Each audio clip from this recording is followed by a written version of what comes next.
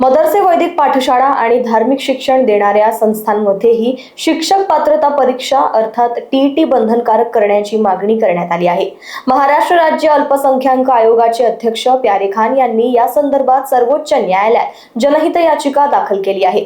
RTI कायद्यातील अल्पसंख्याक संस्थांना लागू असलेल्या तरतुदींच्या घटनात्मक वैधतेला याचिकेत आव्हान देण्यात आले आहे. आरटीआय कायद्याच्या कलम 2N अंतर्गत येणाऱ्या सर्व शाळांना टीईटी लागू करण्याची मागणी आहे.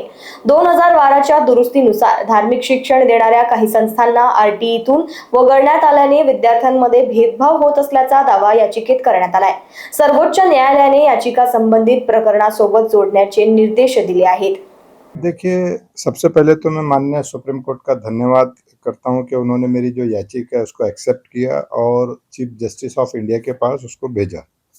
दूसरी बात ऐसी है कि इंडिया में जितने भी माइनॉरिटीज़ है तो उसमें सबके सब जितने भी संस्था चालक के फेवर में वो जो याचिकाएं होती थी लगती थी, माइनॉरिटीज़ के बारे में लगती थी, लेकिन माइनॉरिटी के उन बच्चों के बारे में कभी भी याचिका लगी नहीं। ये इंडिया में पहली बार ऐसा हुआ है कि जो फर्स्ट याचिका है वो बच्चों के हितों में लगी हुई है, क्योंकि हर बार क्या होता था कि बच्चों का हित साध कर जितने भी संस्था संचालक बोलिए या बड़े बड़े इदारे बोलिए वो उनके नाम पे सिर्फ और सिर्फ पैसे खाते थे और बच्चों का दुरुपयोग करके सरकार से वो पैसे लेते थे। उद्देश्य मेन यही है कि भाई आर्टिकल 29 और आर्टिकल 30 जो संविधान ने माइनॉरिटीज के लिए जो दिया है उसका जो गैर वापर हो रहा है उसका सही वापर करना।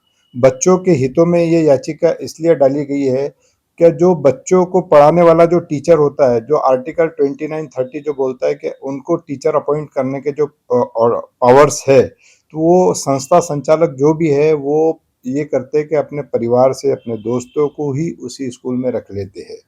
अब ऐसा होगा, हमने मांगनी ये की है कि भाई आप बच्चों को माइनॉरिटीज़ के लिए दे तो रहे हैं लेकिन उसका दुरुपयोग हो रहा है। आप हमको टीईटी के माध्यम से वो टीचर आना चाहिए उस स्कूल में।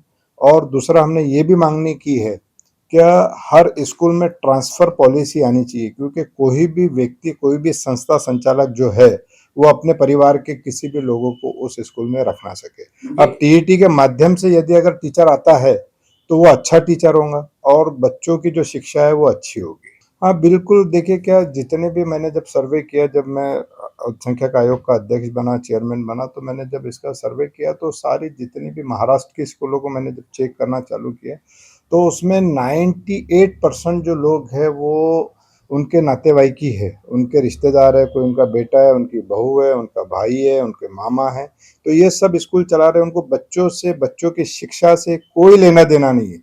उनको सरकार से पैसे लेने हैं बच्चों के नाम पे और वो बच्चों के नाम पर पैसे लेकर अपना परिवार पालन पोषण करते हैं। और वो जितने भी संस्था संचालक है, भला उनको मेरी बात बुरी लग रही हो, 98-99% जो संस्था संचालक है वो बिजनेस कर रहे हैं, वो बच्चों को देश में पढ़ा नहीं रहे और कोई भी देश सेवा नहीं कर रहे। वो बिल्कुल सिर्फ और सिर्फ पैसा कमा रहे हैं शिक्षा के नाम पे, बच्चों के नाम पे, माइनॉरिटीज़ के नाम पर। इसलिए माननीय सुप्रीम कोर्ट ने ये याचिका को एक्सेप्ट किया और इस याचिका को सीधे सीधे सीजीआई को, जो चीफ जस्टिस ऑफ इंडिया है, उनको भेजा। अब ये जो याचिका है वो 5 बेंच या 7 बेंच की जजों की बेंच जो है उस याचिका को सुनेंगी।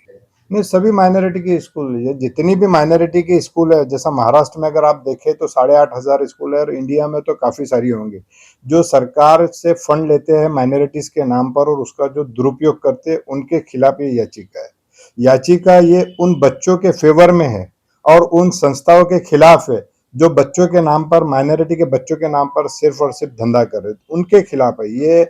इंडिया के उन बच्चों के फेवर में ये याचिका है। अगर टीईटी के माध्यम से सारे इंडिया के स्कूलों में टीचर्स आएंगे तो डेफिनेटली आज जो शिक्षा का स्तर जो है वो बढ़ेगा, शिक्षा सुधरेगी और बच्चे डॉक्टर, इंजीनियर बनेंगे। अगर आप डेटा उठा के देखें तो माइनॉरिटीज़ के स्कूल में जितनी भी है हिंदुस्तान में, खाली कुछ मुट्ठी भर स्कूल है जो क्रिश्चियनों के अगर आप छोड़ दीजिए, तो मैक्सिमम उर्दू स्कूलों में जो बच्चा है वो कभी ना डॉक्टर बनता है, ना इंजीनियर बनता है, ना पायलट बनता है, ना बिजनेसमैन बनता है। वो बच्चा बनता है कबाड़ी वाला, चाय वाला, पान के ठेले वाला, ऑटो रिक्शे वाला।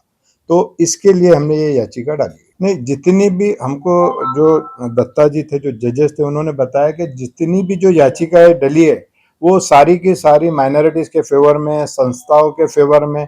आज तक हिंदुस्तान में कोई भी याचिका बच्चों के फेवर में आज तक नहीं डली। ये पहली याचिका है जो बच्चों के फेवर में डली है। लोकवाहिनी मीडियासाठी रोशन बोकडे यांची रिपोर्ट, नागपूर.